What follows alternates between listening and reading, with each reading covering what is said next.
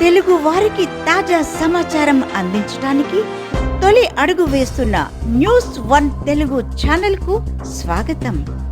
కిరణ్ జ్యోతి రిచర్స్ foundation సహకారంతో science fair.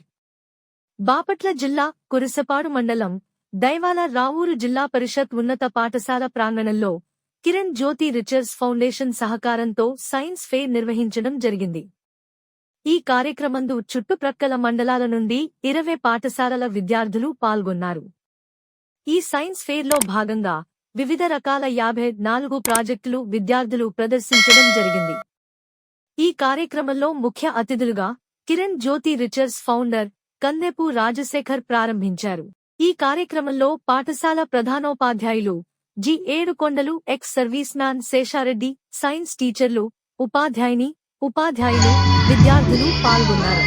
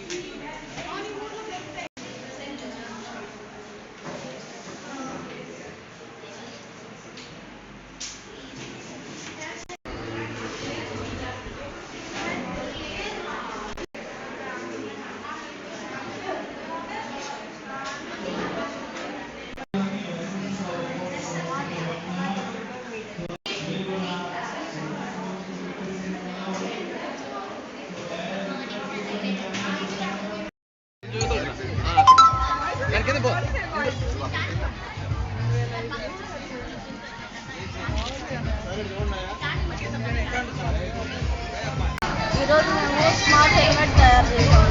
మేము తయారు చేయడానికి దీన్ని ఎందుకు తయారు చేసామంటే బైక్ మీద వెళ్ళేటప్పుడు ప్రమాదాలు జరిగి తలకు బలంగా చనిపోతున్నారు. అందువలన దాన్ని మేము ఉద్దేశంలో పెట్టుకొని హెల్మెట్ పెట్టుకుంటేనే స్టార్ట్ అయ్యే విధంగా తయారు చేసాము. లో బడ్జెట్లో ఇది చేసాము. నెక్స్ట్ సెన్సార్స్ కూడా తయారు చేసాము.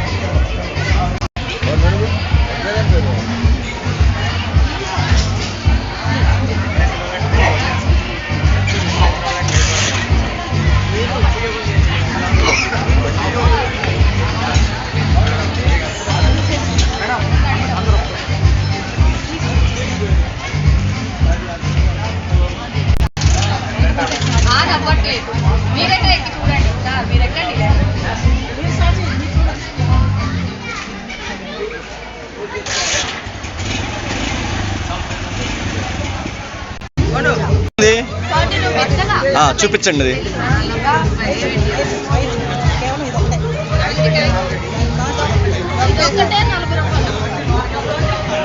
Okay. The process of hydrogen is the future energy. We produce hydrogen from this process. This process energy is much important. We use energy resource from solar energy and raw material like waste water.